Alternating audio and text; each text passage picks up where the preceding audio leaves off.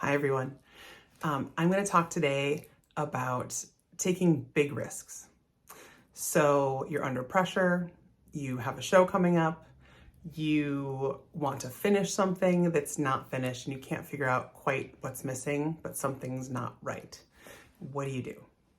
This is the tale of Jackie when I had a lot of small art this summer at my art fairs, and I didn't really have any big pieces to draw people in. And I was working on several large 36 by 48 canvases. This one in particular that I'm going to show you today, there's a lot that I liked about it. I liked kind of all the blues mixing together. I liked some of the shapes that I had, but it had been sitting to the side for 6 months, maybe 9 months, and I was afraid to, ruin it, so I didn't work on it. And what ended up happening then is I just kept putting it aside, putting it aside, putting it aside. And I finally, because pressure, whether I like it or not, I work well under pressure, the pressure was mounting and I really wanted to have something big to draw people into my booth at the art fair. So I took it and I was very brave, and I took my giant paintbrush and I went to town painting over this canvas. So this video, I want to show you what I did, how I did it, and hopefully encourage you to try too for the works that you're not sure what's going on, but it's not working. You might as well just take a paintbrush to it and do some more. Okay, so hopefully this will encourage you and give you some tips on how to do it, and we can all take more risks together, okay? Remember, it's only paint. All right, I hope you enjoy it. Let me know at the end if you like how it turned out better than how it started. And away we go. So you can see that I liked all of the blues that I have going on here. There's a lot of phthalo blue. I used phthalo blue with black. I used some ultramarine, I think. There's some cerulean in there.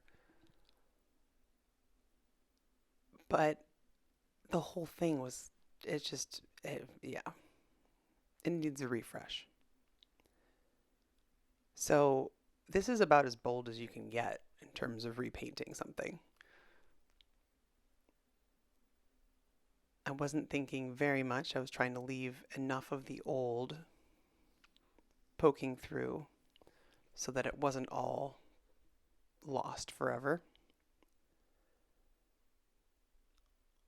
So I just tried to keep some of the shapes that I enjoyed the most.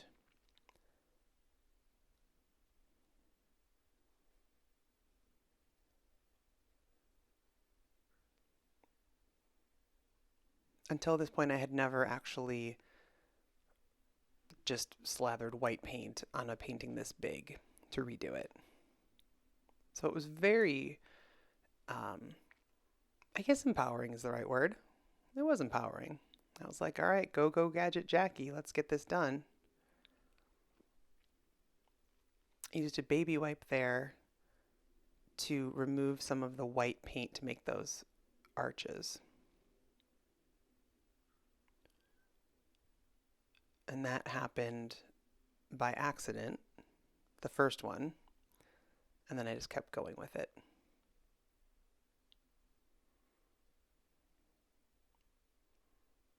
That paint at the top had already started drying, so it didn't work quite as well.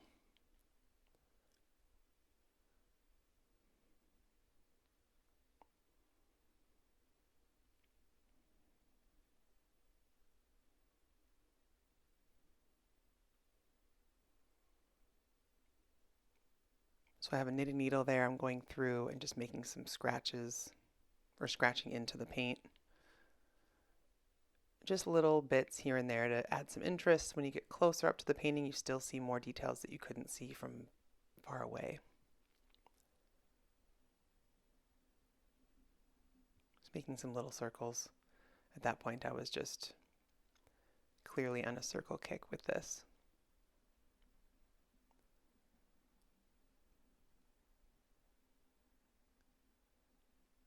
But because I like in general, on smaller pieces, I really like seeing the underlayers come through when you scratch through it with paint. So these large lines I ended up making with the baby wipes to make those large orb shapes in the middle were so pleasing to me because of all the detail in there.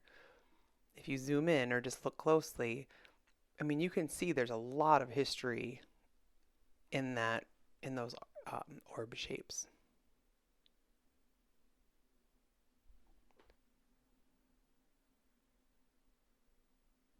I was really glad that I was able to see those. I didn't want to cover up everything.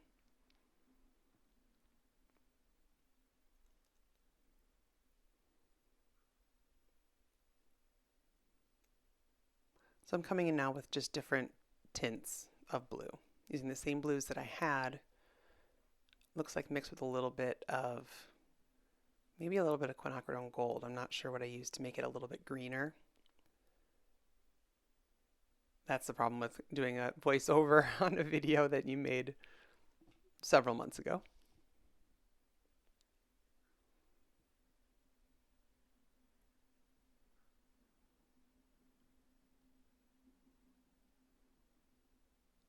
And again, doing some more scratching in.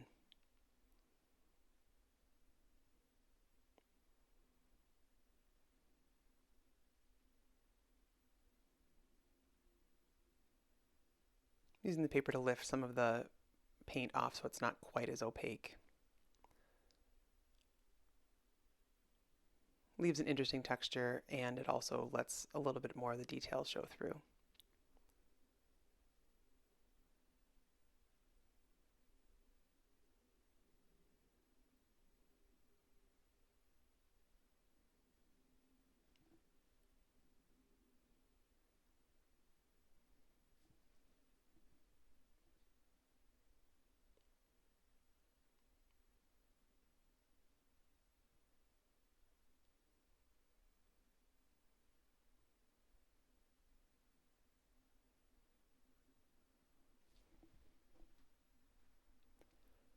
At a certain point, I did take an image of this painting in progress and played around with it on Procreate on my iPad just to see what different shapes would look like.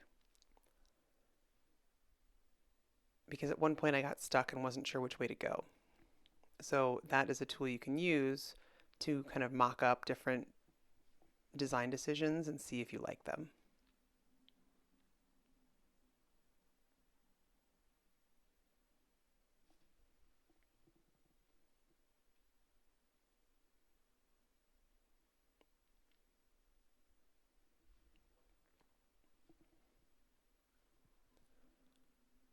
Just filling in the white to make it more opaque in different places.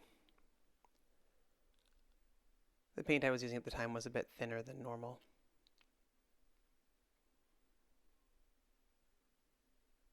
Or at least I applied it that way.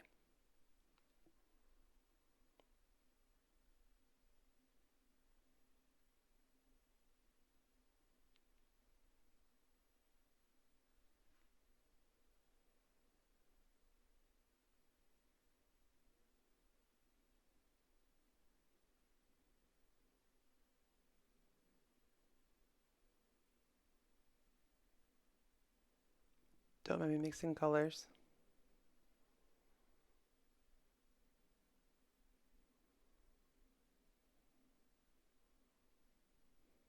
This is just a lighter green, blue.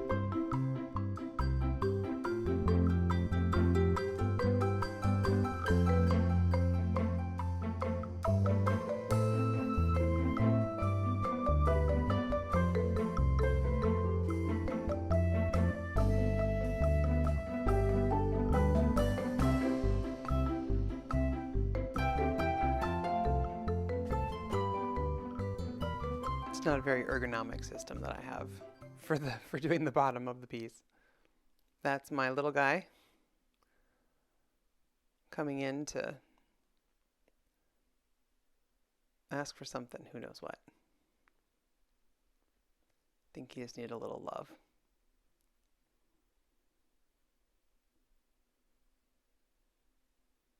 And to play with my door.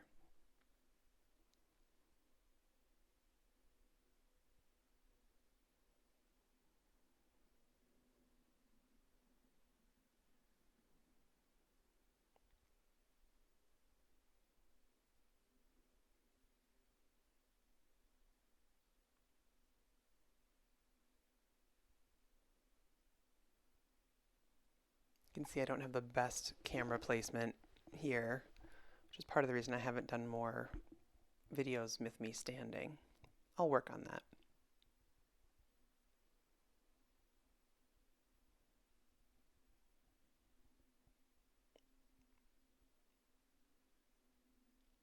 So this creamy yellow color is almost it's almost like a peach.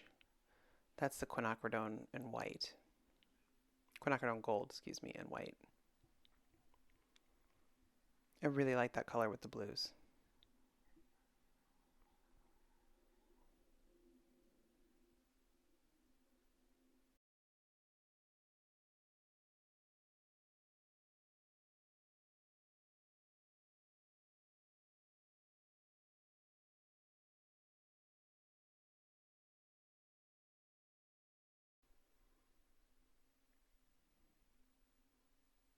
So the black part always helps to define things. And as I'm now realizing this is one of my signature moves, is toward the end of a painting, or if I'm not sure what to do next, I add white and then I add black.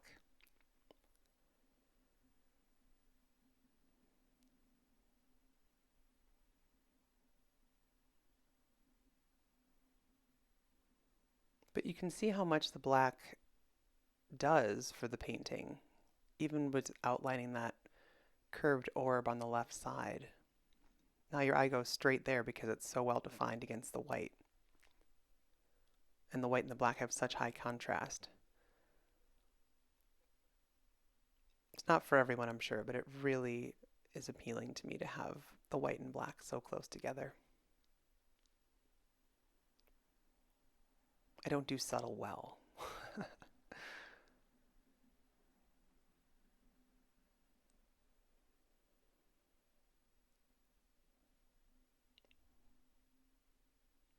One thing that tripped me up here a bit is I was looking at a reference photo of that Procreate sketch, that mock-up I was telling you about. So in terms of trying to figure out where I wanted the black shapes to go and the black lines to go and how thick to make them, I was referencing this other piece of paper on the dresser that I was using to mix the colors. And it technically worked okay. It's just that it took me out of it just didn't feel as good to me doing it. There's nothing wrong with doing that. But because I was focusing so much on trying to recreate something, I wasn't as focused and as present in front of the painting as I wish that I had been. But it all worked out well in the end. I find that the adventure part for me is not knowing how things are going to look until I do them. And even though the mock-up wasn't very detailed, I really liked it, so I was trying to echo those shapes in the large painting. And I wish that I had just looked at the mock-up once and then just gone with whatever felt right. But that's what I'll do next time. That's why we get to learn. You never know until you do it the first way, right?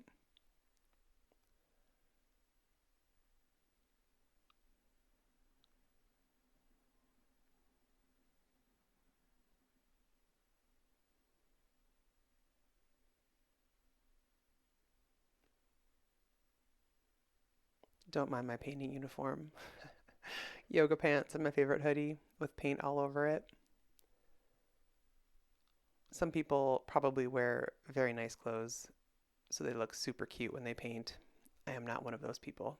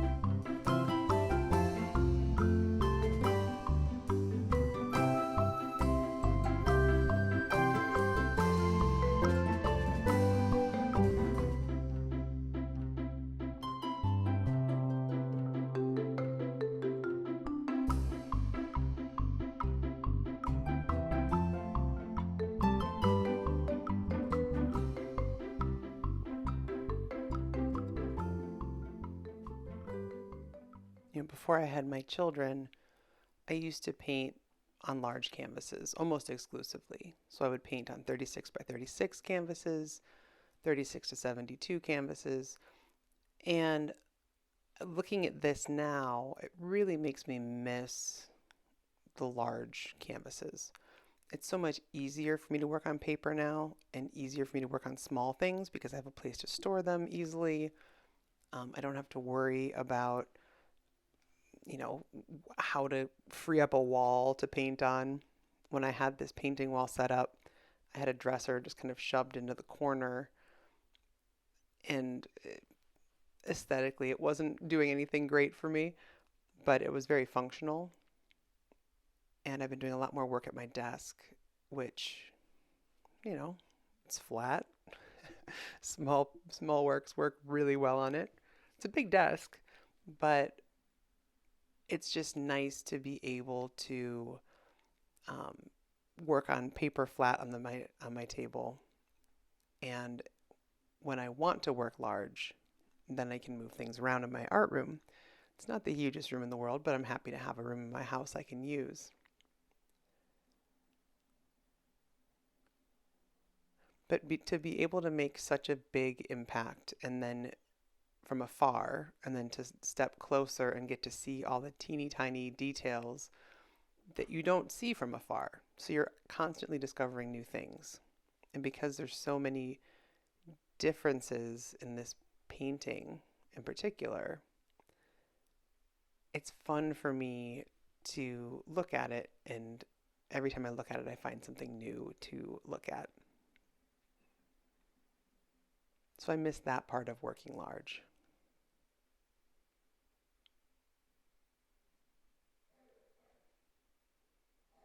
Didn't realize I just vanished. Because the black shapes that I had been adding were so thick and so bold, I started adding thin lines to, one, add differences, right? I want to make sure that I have lots of different kinds of marks, different kinds of lines, different shapes, different colors, etc. I also wanted to have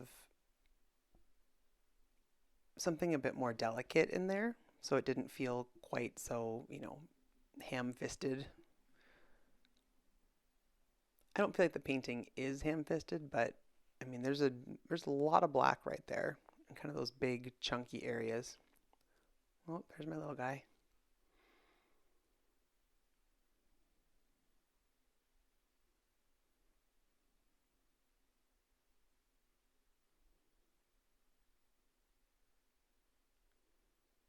The picture on the left was also something I was redoing.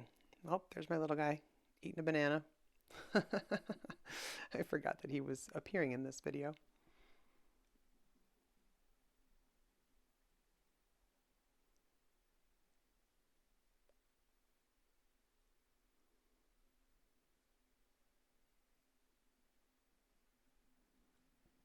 He's very chatty. But he's a great art assistant. Whenever I get paint, he gets so excited, so I let him unwrap the box and take all the paint out. And then he likes to sort the paint in my utility carts that I have. When he was younger, he used to stack all my paints, and it would make me so nervous because I was just waiting for them to all fall and one to crack open. What? Hasn't happened.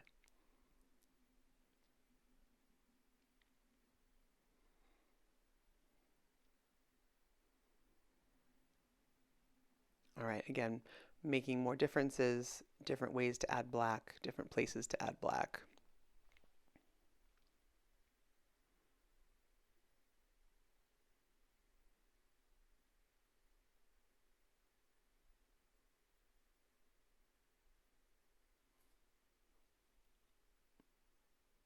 In this part, I'm not thinking about that other image. In this part, I am just going with whatever feels right. And that helped a lot. Much like the fine black lines added some depth and a little bit more character. Now I'm working with some white to break up those black areas.